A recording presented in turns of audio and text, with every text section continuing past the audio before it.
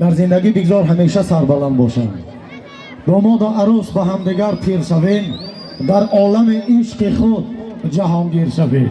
خورشید برآمد جهان را بگرفت، مانند این خورشید جهانگیر شوید. میگه در زیر چرخ گردون ما و شما غنیمت، افتاده خیستنها بیم و تکا غنیمت. گر لقمه حلال پیدا کنیم شادیم، امروز بگذردگر فردا به ما غنیمت. از عالم دل ما آتش به بحر و بر رفت، گرمی دل رسیده تا دیده ها غنیمت.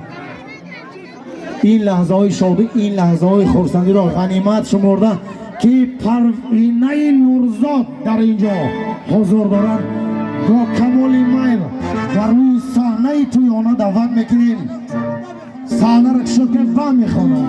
این لحظه های شادی، این لحظه های خرسندی مبارک باشد که میگیم که بیا تا گل برافشانیم و مای در ساغر اندازیم، فلک را سخت پیش کافیم که ترهینه در اندازیم.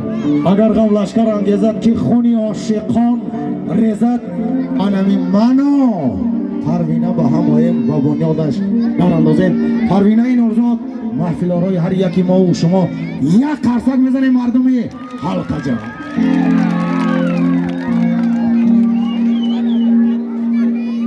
زنده باشن، سلامت باشن مردمی حلقه جان. خوش آمدن اشتبارات توی مبارک شود که جلمه شو عروس توی مبارک شود. با تشبیس یکی بختیار جان در اینجا حضور داریم. یک چند سرودو بحر شما. اگر نمی کسی ها بگه غریبی را میخونم، نه بگه توی اونا میری بخونم یا نه. زنده باشن. برای مردم غریب اول یک قرصکی شروع میزنه با خداوند همه مردم غریب ساک و سلامت بیان به وطن خودشون. پیش زن، فرزند، مادر، پدر زنده باشن. سرود غریبی زنده باشن برای مردم غریب. زنده باشن.